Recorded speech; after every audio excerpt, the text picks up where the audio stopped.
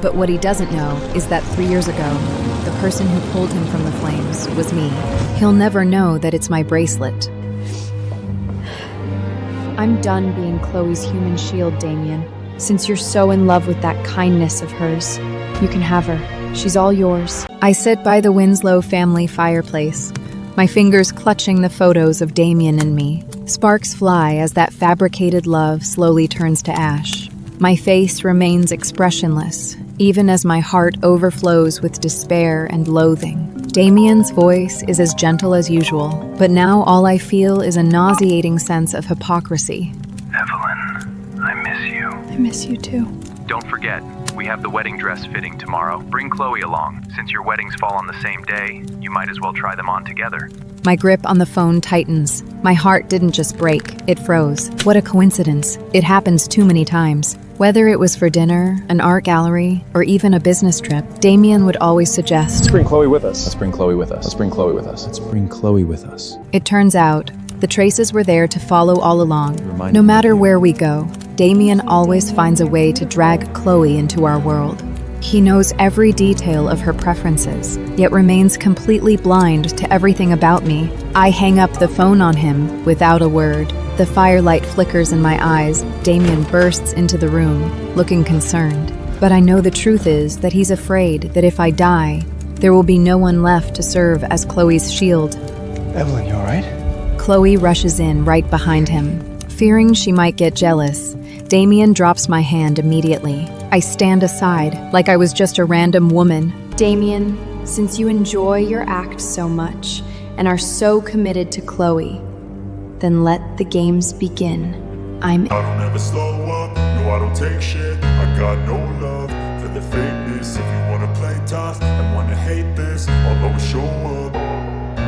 I don't ever slow up, no I don't take shit. I got no love for the fakeness. If you wanna play tough and wanna hate this, I'll always show up and make a statement. I don't ever slow up, no I don't take shit. I got no love for the fakeness. If you wanna play tough and wanna hate this, I'll always show up and make a statement. Everything I do so instinctive and so passionate. Every word I move so descriptive like an adjective. I got a vendetta against people who patented being negative when you should be getting after it.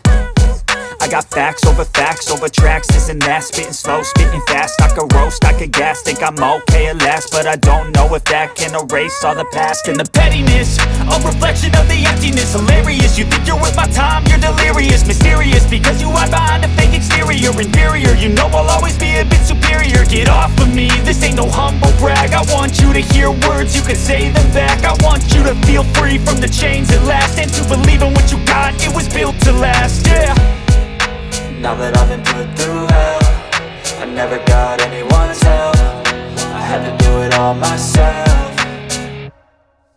I don't ever slow up, no I don't take shit. I got no love for the fakeness. If you wanna play tough and wanna hate this, I'll always show up and make a statement. I don't ever slow up, no I don't take shit. I got no love for the fakeness. If you wanna play tough and wanna hate this, I'll always show up and make a statement. Gonna learn the consequence of being in. By Damien's favoritism towards Chloe, I chose the black wedding gown. As the silk lining pressed against my skin, it didn't take long for my allergic reaction to flare up.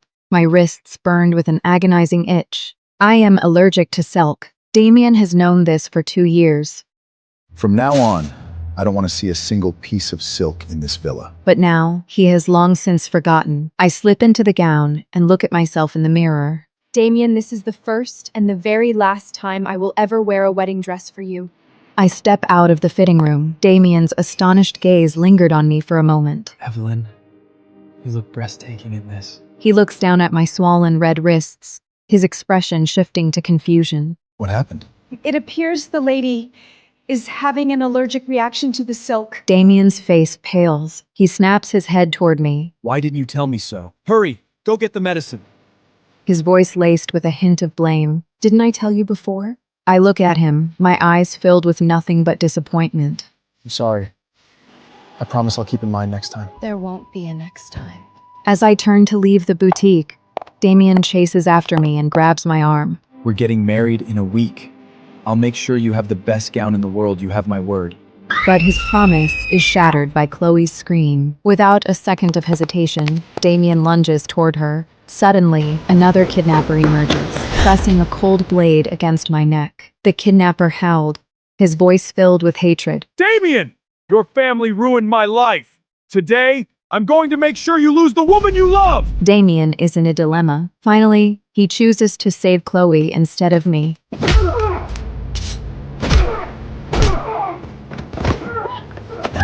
The kidnapper's blade plunges into my chest. Pain surges through my entire body. I was never his lover. I was only ever the shield he used to protect Chloe. The blade plunges into my chest.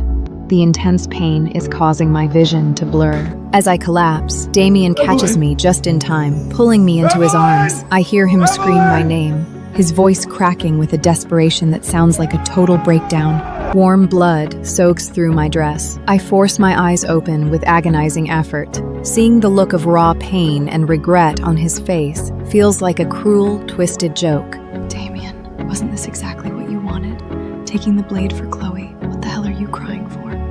Doctor! Go get a doctor now! When I finally wake up, I'm in a hospital bed. Damien is there, clutching my hand tightly. Evelyn, you're finally awake. Damien hasn't left your side for 3 days. It's all my fault.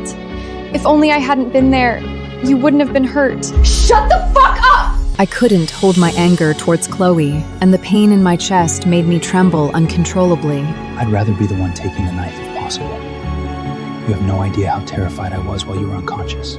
Your love makes me sick. Get out! Just get the hell out! I snatch the glass from the nightstand and hurl it at him with all my remaining strength. Chloe lunges forward instantly, throwing her arms around Damien to shield him. Evelyn! I don't mind if you do anything to me, but why would you hurt Chloe? You've gone too far! Damien scoops Chloe up in his arms and marches out of the room without looking back. I watch their retreating figures, my eyes hollow and devoid of hope. You saved my life once. Now I've taken a blade for Chloe. A life for a life. We're even now. The hospital room is terrifyingly quiet, the IV drip ticking with each drop, whispers floating from the hallway, low voices, but every word cuts like a knife. Poor girl.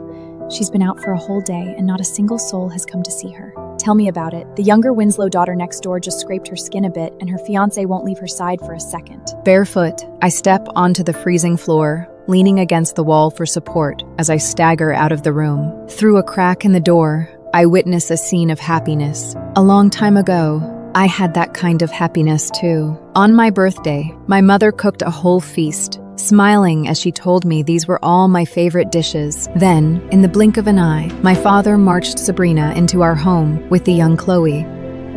I've tried so hard to take care of this family for you, and this is how you repay me? Messing around with some other women? How pathetic. Look at you. Can't even keep your own man. My mother clutched her chest and collapsed in a fit of rage. I knelt on the floor, screaming for help, but none of them cared. From that day on, I knew that this was no longer my home, and I had no place to call home.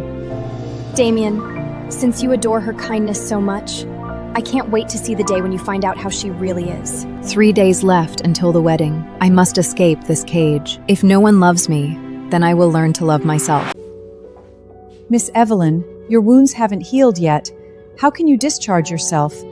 And there's no one here to pick you up. Don't worry, I got this. After finishing the discharge papers, I change into a white dress and step out of the hospital. The sunlight bathes my skin, but it cannot warm my frozen heart. I keep reminding myself. Only 2 days left until the wedding. Hang in there, then I will be free for good. Suddenly, a powerful hand clamps over my mouth and nose from behind. A pungent chemical odor floods my senses. I try to struggle, my heels twisting against the ground. My balance fails me as darkness slowly pulls me under. When I wake up again, I'm tied to a chair in an abandoned warehouse. My mouth is sealed shut with black duct tape, and my hands and feet are bound tight with thick rope. Junk is piled high around me, under the dim, flickering lights. The air is thick with the suffocating smell of dust. A man in a black leather jacket and a matching mask approaches me, followed by another masked man in black. Miss Evelyn, I presume. I heard you're the reason your sister is lying unconscious in a hospital bed. Don't you feel even a shred of guilt? Staring at him, I'm filled with terror and confusion. The masked man steps forward and grips my chin. It hurts. Today, I'm going to give you a lesson. This might hurt a little. I noticed the bracelet on the wrist of the masked man. It's the same as the one I gave Damien, the very bracelet I sought out specifically for him. The priest said this will keep you safe and happy. I'll love you forever. A violent shudder runs through me. I stare at the masked man in utter disbelief. It's him. It's Damien. He kidnaps me just for Chloe. I recognize him. It's Damien. Damien turns his back and mutters to himself, trying to find himself an excuse. Consider what she has done to Chloe.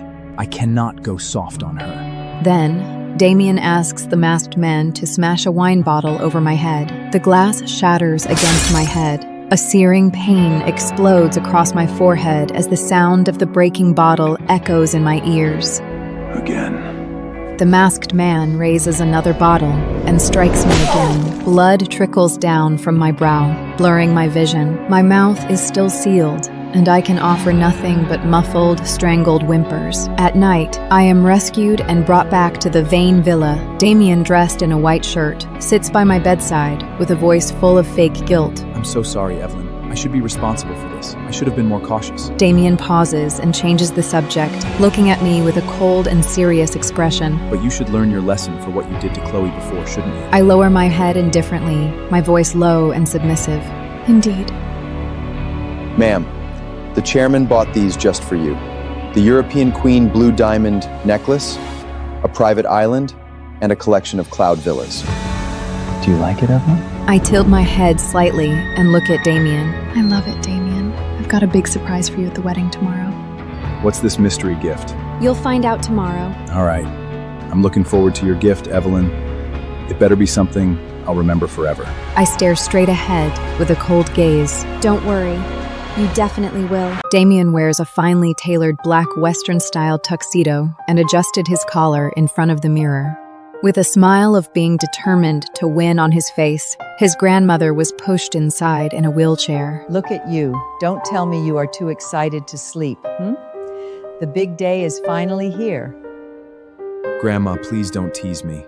I'm not that excited at all. Damien understands that marrying me is only a necessary measure to protect Chloe. Damien continues to adjust his color, talking to himself. I'm just a little curious about that surprise she mentioned yesterday. And at this time, I'm sitting in my bedroom. I am holding a photo of my mom, gently tracing it with my fingers. Mom, you always tell me that I should marry someone in love with me. But now, I'm about to marry a stranger. But I hope I'm free and happy forever. The Graysons have arrived. Don't even think about backing out now. She impatiently tosses a black card at my feet. There is $100 million in it. Take it and put on Chloe's wedding dress, then leave with the Graysons. I look at that card, feeling nothing. The Winslow family meshes everything with money, and I'm just the cheapest one among them. In the bedroom, both Chloe and I are wearing the same white wedding dress. She sits upright in the chair, looking at me provocatively. Evelyn, you are about to marry that blind man soon. How do you feel now? One more word, and the deal is off. I'll make sure you never get to marry Damien. The smile on Chloe's face freezes instantly, her eyes filling with shock and fear. Watching Chloe crumble in panic, I feel absolutely nothing. It's time to end this marriage swap game. Luxury cars line the grand entrance of the Winslow estate, showing immense wealth and power. Damien steps out of a black sedan, dressed in a sharp tuxedo. A confident smile plays on his lips. His eyes are alight with anticipation. I've come to bring Evelyn home. On the other side, the Graysons arrived as well. Since our young master is indisposed due to his vision, I shall stand in to receive the bride on his behalf. Victor watches the two families, let out a sigh of relief. Thank God Evelyn agreed to the switch. Chloe's life would have been ruined otherwise. Inside, Chloe and I sit opposite each other. She wears a smug, provocative smirk. I'm telling you, Evelyn. Damien loves me instead of you. If he realizes it's me under that vow, he's gonna be absolutely thrilled. Oh, he'll be thrilled to death for sure. My voice is flat, laced with a trace of icy irony. My stepmother, Sabrina, rushes in. Both the Vane and and Grayson are at the gate. Get your vials on right now!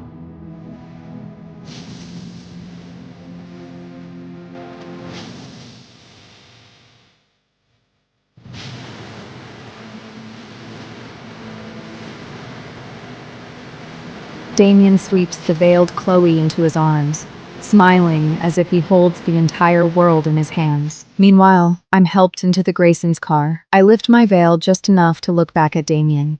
Damien, from this moment on, may we never meet again. Suddenly, Damien's gaze sweeps over the neighboring car, catching my eyes through the window. The smile on his face freezes instantly. His eyes fill with utter disbelief. What the hell? Why is she in the Grayson car? Damien spins around and lunges toward his own car, ripping off the bride's veil. The moment he sees Chloe's face, his confusion morphs into pure horror. How is it you? No, this is wrong. Everything is wrong! Damien howls. Damien, aren't you happy to see me? It wasn't you! It wasn't Evelyn! I'm supposed to marry her! He whips his head around and begins to sprint desperately after my departing car. Evelyn! But my car has already begun to pull away. Damien is in love with the wrong person, and now he has married the wrong one. This is exactly what he deserves. Click the link below to watch the full video.